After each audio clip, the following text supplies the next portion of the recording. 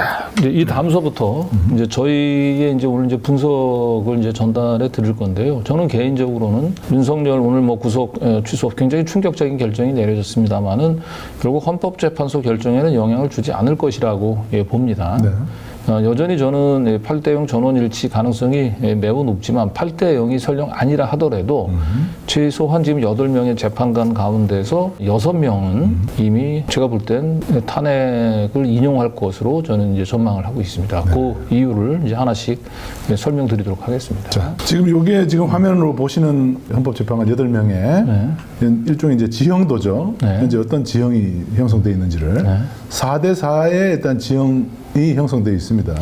네, 이게 이진숙 그 탄핵 심판의 경우 정영식, 조한창, 김복형, 김영두는 이제 기각 결정을 했어요. 네, 그리고 정정미, 문영배, 이미선, 정계성 이 네 분의 재판관은 이제 인용 결정을 내렸거든요. 네. 그래서 최소한 이진숙 탄핵 결정을 내렸던 이 네 명의 재판관은 윤석열 탄핵도 역시 같은 결정을 내릴 거라고 봅니다. 그런데 이 4명 중에 네. 한 명이 약간 다른 입장이 있다는 거. 네. 지금 이진숙 탄핵에 대해서 반대했었던 4명 중에 김영두 재판관이 지금 빠져 있죠. 네. 그러니까 이제 마은혁 재판관 그 권한쟁의 심판에서 3명의 재판관이 별개 의견을 냈어요. 우원식 의장이 이제 국회를 대신해가지고 권한쟁의 심판을 청구한 것은 절차상 문제가 있다. 다만 이제 그 사후에 국회에서 그 결의안을 채택함으로써 그 절차상 하자를 치유했다.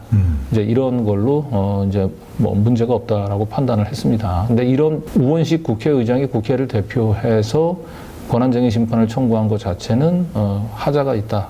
라는 판단은 이 3명이 했습니다. 김영도 재판관은 빠져 있어요. 그래서 여기서 볼 수 있는 것은 김영도 재판관은 이제 이들 3인과 행동을 같이 안 할 거로 봅니다. 그래서 아까 이진숙 재판관의 4대4에서 김영도 재판관은 이쪽 오른쪽 인용 재판관들과 행동을 같이 할 것으로 보여요. 일단 지금 저희가 볼 때는 최소 5대3의 구도는 5대3의 형성돼 있다. 그리고 김영도 재판관은 이미 그 윤석열 탄핵 심판 과정에서 가장 질문을 많이 했고 네. 윤석열 그 계엄의 그 문제점에 대해서 상당한 그 날카로운 질문들을 많이 했죠. 그래서 사실은 뭐 극우 세력들 사이에서도 김영두까지는 아무래도 탄핵을 인용할 것 같다. 하고 지금 전망을 하고 있습니다. 그렇죠. 그러면 5대3이면은 사실은 이게 기각으로 갈 수 있거든요. 네, 그래서 결국 이제 탄핵 인용을 위해서는 정영식, 김복형, 조한창 이 3명 중에 이제 1명만 넘어오면 더 됩니다. 그런데 저는 이 3명 중에서 개인적으로 조한창 재판관을 좀 주목하고 있습니다. 조한창. 국힘에서 추천받은 사람이네요. 네, 이번에 정계선 재판관과 함께 헌법재판관이 됐죠. 이 조한창 재판관 제가 주목하는 이유를 설명을 드릴게요. 우선 조한창 재판관 지난번 인사청문회 때 비교적 명확하게 본인의 입장을 밝혔어요. 12.3 계엄에 대해서 부정선거 주장엔 동의하지 않는다라고 얘기를 했습니다. 네. 그리고 이번 계엄 당시에 우리 국내 상황이 전시나 사변이 아니다라고 했어요. 그러니까 계엄을 할 만한 상황이 아니다. 계엄의 절차상 요건을 충족시키지 않았다라고 하는 것이고 또 계엄의 이유 중에 하나로 얘기하는 부정선거 주장에서도 동의하지 않는다라고 했답니다. 저게 국회에서 본인 인사청문회 때 발언입니다. 네. 예, 저 발언을 사실상 뒤집기가 그렇게 쉬워 보이지는 않습니다. 자, 일단 이제 하나는 일단 인사청문회 때 했던 발언을 볼 때는 인사청문회 때 발언은 12.3 계엄은 명백히 위헌이다라고 하는 인식을 공식 입장을 표명한 거예요, 본인이. 네. 자, 그리고 또 하나 더 있죠. 국민의힘 추천을 받긴 받았는데 헌법재판관은 국민의힘 추천을 받아서 헌법재판관이 된 건데요. 그에 앞서서 조한창 재판관은 윤석열 정부 들어서 대법관 후보로도 추천이 됐습니다. 무려 3번이나 추천이 됐어요. 1월 달에 작년 1월, 작년 6월 그리고 작년 11월 3번이나 대법관 후보 추천되는데요. 다 떨어졌군요. 모두 다 물 먹었어요. 결국 이 얘기는 뭐냐? 조한창은 결국 윤석열에 의해서 대법관 후보 직전에 3번씩이나 까였다는 거죠. 윤석열에 대해서 좋은 감정을 가질 리가 없는 사람입니다. 조한창은. 저게 좀 확실히 좀 설득력이 있어 보입니다. 3번이나 저렇게 물을 먹었기 때문에. 그러면 헌법재판관 추천은 바로 이제 국힘에서 했다는 거잖아요. 국힘의 당시 대표가 바로 한동훈이었어요. 네, 그렇습니다. 네. 예. 조한창 변호사가 추천된 게 이제 12월 6일쯤 기사죠. 네. 예. 저 당시에는 이제 이미 윤석열은 한동훈이 이제 벌어질 대로 벌어졌고요. 그죠? 예, 13개헌 이후인데 네.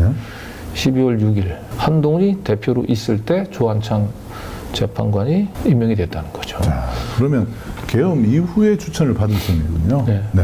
아니 이제 그 이전에도 아마 사실상의 내정은 됐었는데 헌법재판관 추천에 필요한 절차가 마무리된 거는 12월 6일인 것 같아요. 그렇죠. 공식적으로는 이제 계엄 이후에 이렇게 네. 추천을 받은 셈이에요. 네, 그래서 사실상 조한창은 굳이 따지자면은 윤석열 대법관 후보에서 3번이나 탈락시킨 윤석열보다는 자신을 헌법재판관으로 지명한 한동훈 쪽에 조금 우호적인 생각을 가질 가능성이 더 높다라고 하는 거죠. 네. 일단 이 조한창 쪽이 이제 김형두 재판관 다음으로 네. 탄핵 인용에 이제 손을 들어줄 재판관으로 바로 조한창이다. 네. 이런 얘기를 드리고 있습니다. 네. 그리고 이제 권성동도 조한창에 대해서는 좀 반대를 했었군요. 아까도 권영세하고 달리 또 권성동의 경우는 완전히 친윤 본색을 그대로 유감없이 드러냈지 않습니까? 예. 그래서 헌법재판관 임명할 당시에 권성동이 이렇게 앞장서서 헌법재판관 임명에 유감을 표시를 했죠. 네. 예. 그래서 여러 가지로 봤을 때 어쨌든 조한창 재판관은 그 윤석열 친윤계보다는 한동훈 거리가 쪽에. 좀 있는 네. 예, 사람입니다. 네. 자, 그리고 이제 본인의 생각도 좀 네. 이 취임사 때 좀 피력을 했군요. 네. 권력의 자의적 지배를 배격한다. 네. 이렇게까지 얘기했어요. 네, 저기서 보면 지금 현재 상황이 매우 비상한 상황이다라고 하는 걸 전제로 한 발언을 했습니다. 그리고 두 번째로 얘기하면서 가장 중요한 헌법적 가치는 권력의 자의적 지배를 배격하는 법치주의를 확립하는 것이라고 했거든요. 네. 네, 이거는 누가 보더라도 지금 현재 윤석열에 의한 계엄으로 인한 비정상적인 상황을 염두에 둔 발언이라고 해석이 됩니다. 네. 야당이 반대한다라고 국정에 이제 부담을 준다고 해서 저렇게 계엄을 선포하는 것은 야말로 권력의 자의적 지배라고 할 수가 있죠. 네. 일단 이제 지금 저희가 지금 분석을 해드리는 거는 당연히 8명의 전원 일치로 그 윤석열은 파면이 될 것이라는 것은 많은 헌법 전문가들도 그렇고 많은 이 시민들이 그렇게 당연히 보고 있는 겁니다. 네. 그런데 지금 오늘 그 구속 취소가 인용이 되고 심지어 그것이 이 집행이 되는 것을 봤을 때 네. 이 최악의 상황에 대해서도 염두를 둬야 되는데 우리가 뭐 무조건 최악의 상황을 다 염두에 둘 수는 없기 때문에 그렇다면은 가장 탄탄한 기반부터 어느 정도 우리가 지금 확고하게 믿을 수 있는 부분이 어느 정도까지인지는 최소한 짚어줘야 된다는 겁니다. 네. 그래서 저희가 볼 때는 최소 6명은 윤석열 탄핵에 인용 의견을 낼 것으로 보이고 정영식, 그다음에 김복동, 이 조한창 재판관까지 포함을 해서 이진숙, 그다음에 마은혁 그 사건에 있어서 강조했던 거는 이 절차적 엄격성을 강조했어요.